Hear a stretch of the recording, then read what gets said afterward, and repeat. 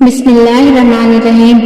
محترم عزیز دوستو، جب یزید ظالم نے نواز رسول امام حسین رضی اللہ تعالیٰ عنہ کو شہید کروا دیا اور جب وہ ملعون یہ سوچتا تھا کہ ظلم کی وجہ سے عرب کے سارے لوگ میری بیعت کر لیں گے اور میرے سامنے جھکیں گے اور مجھے اپنا بادشاہ مان لیں گے، اور وہ ظالم یہی سوچتا تھا کہ کوئی بھی امام حسین رضی اللہ تعالیٰ عنہ کے بعد میرے خلاف کوئی آواز نہیں اٹھائے گا، لیکن جب یزید کی فوج رسول اللہ صلی اللہ علیہ وسلم کے خاندان کی بیٹیوں کو قید کر کے کوفہ اور شام کے بازاروں سے گزرنے لگا تو رسول اللہ صلی اللہ علیہ وسلم کے خاندان کی بیٹیوں اور حضرت امام سجاد رضی اللہ تعالیٰ عنہ کے خطبے سن کر لوگوں کے مردہ ضمیر جاگنے لگے اور پھر یزید ظالم کے خلاف بغاوت پیدا ہو گئی۔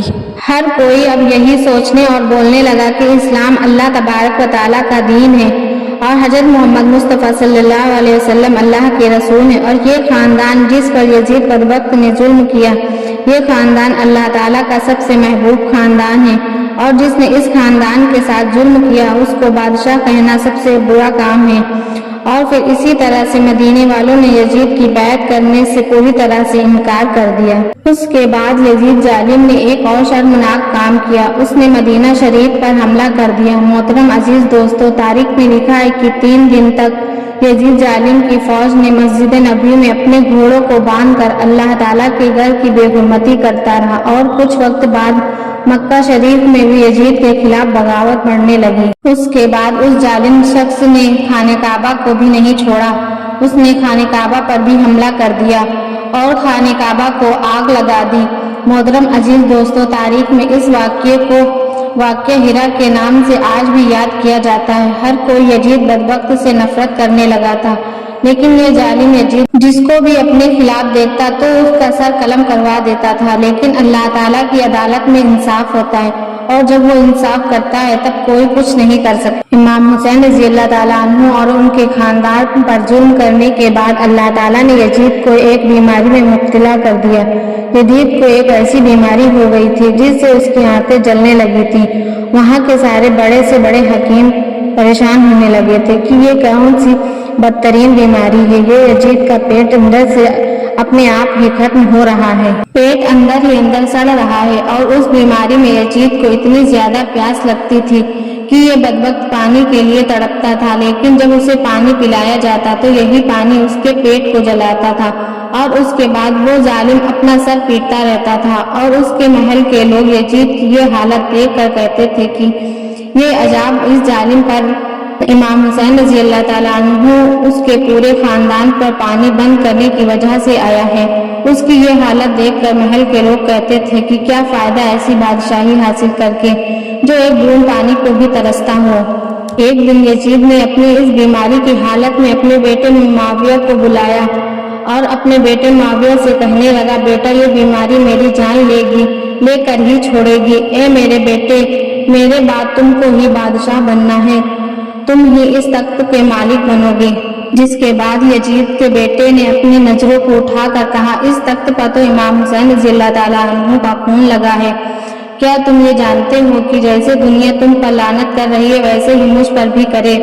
ہرگز نہیں، نواز رسول کے خون سے آلودہ ہے یہ تخت اور بادشاہی پر میں لعنت کرتا ہوں۔ یزید اب حیرت سے اپنی ہی اولاد کو دیکھ رہا تھا، اور یزید کے محل کے لوگ اب افسوس کر رہے تھے۔ دوستو، آپ کو بتا دوں، اس سمے جب یزید کو یہ بیماری ہوئی تو یزید کے سامنے بڑے سے بڑے نشے کی چیز لائی جاتی تھی تاکہ یزید پوری طرح سے نشے میں رہے اور اس کو یہ درد کسی بھی طرح سے محسوس نہ ہو، اور وہ پیاس کی وجہ سے تڑپے نہیں۔ ایسی ہی نشے کی حالت میں ایک دن یزید اپنے سپاہیوں سے کہنے لگا، میرا وہ بندر کہاں ہے جو میرے ساتھ رہتا ہے؟ لوگوں نے اسے سمجھایا اور اس سے کہا کہ شاید وہ جنگل کی طرف نکل گیا ہوگا۔ یزید نے کہا، ہم ابھی جائیں گے اور اسے ڈھونڈ کر لائیں گے۔ جیسے ہی وہ اپنے بندر کو ڈھونڈنے کے لیے اپنے سپاہیوں کے ساتھ گھوڑے پر بیٹھ کر باہر نکلا تو گھوڑے نے امام حسین رضی اللہ تعالیٰ عنہ کے اس قاتل کو اپنی پیٹھ سے گرا دیا اور یزید کا پیر گھوڑے کی رکاب میں پھنس گیا۔ اس کے بعد وہ گھوڑا دوڑنے لگا اور یزید زمین پر گر کر تڑپتا رہا۔ اور گھوڑا اسے کافی دور تک گھسیٹتے ہوئے دوڑتا رہا۔ تبھی اچانک اس کا سر ایک پتھر سے ٹکرا گیا، لیکن اس کے باوجود بھی وہ گھوڑا رکا نہیں، یہاں تک کہ یزید ملعون کا پورا جسم زخمی ہو گیا۔ اور جب وہ گھوڑا رکا تو یزید کی فوج نے دیکھا کہ یزید کی موت ہو چکی ہے۔ اس کی فوج نے یزید کی لاش کو دیکھا تو وہ فوج خود کہنے لگی امام حسین رضی اللہ تعالیٰ عنہ کی قتل کی یہی سزا۔ اس طرح سے یزید کی موت ہوئی، جسے دنیا میں تو سزا ملی ہے، آخرت میں بھی ملے گی۔ اور اس کے بعد ظالم یزید کو ملک شام میں دفن کر دیا گیا۔ آج بھی یزید بدبخت کی قبر موجود ہے اور لوگ اس قبر کو دیکھ کر لعنت کرتے ہیں۔ اور اسی کے بارے میں امام حسین رضی اللہ تعالیٰ عنہ نے فرمایا ہے کہ کفر کی حکومت تو قائم ہو سکتی ہے، لیکن ظلم کی حکومت ہرگز نہیں چل سکتی۔ محترم عزیز دوستو، یہ آج پوری دنیا کے لیے سبق بن گیا ہے۔ اس زمین پر اگر کوئی بھی شخص ظلم کرے گا تو اللہ تبارک و تعالیٰ اس کا نام و نشان اس دنیا سے ختم کر دے گا اور آنے والی نسلوں کے لیے اسے سبق بنا دے گا کہ لوگوں کو یہ معلوم ہو جائے کہ ظلم کر کے کچھ دن چین و سکون کا انجام کیا ہوگا۔ جس طرح یزید ملعون نے سیدنا امام حسین رضی اللہ تعالیٰ عنہ پر ظلم کیا اور اس خاندان پر ظلم کیا جو اللہ تعالیٰ کا سب سے محبوب خاندان تھا، اور ان پر زیادتی کی، تو اللہ تعالیٰ نے اس ظالم کو پوری دنیا کے لیے عبرت کا نشان بنا دیا۔ دوستو، اگر آپ کربلا کا پورا واقعہ پڑھیں گے تو آپ کی آنکھوں سے آنسو نکل آئیں گے۔ یزید ظالم نے ظلم کے انتہا کو پار کر دیا تھا۔ کربلا کے میدان میں پیارے نبی کے خاندان پر بہت ظلم اور زیادتی کیا۔ اس ظالم نے اللہ کے نواسے امام حسین رضی اللہ تعالیٰ عنہ نے اسے آخر تک حق اور سچ کی راہ دکھاتے رہے۔ اگر امام حسین رضی اللہ تعالیٰ عنہ صرف اللہ کی بارگاہ میں اس ظالم کے لیے دعا کر دیتے تو وہ ظالم اور اس کی فوج وہیں خاک میں مل جاتی۔ امام حسین رضی اللہ تعالیٰ عنہ کی شان تو بہت عظمت اور فضیلت والی ہے۔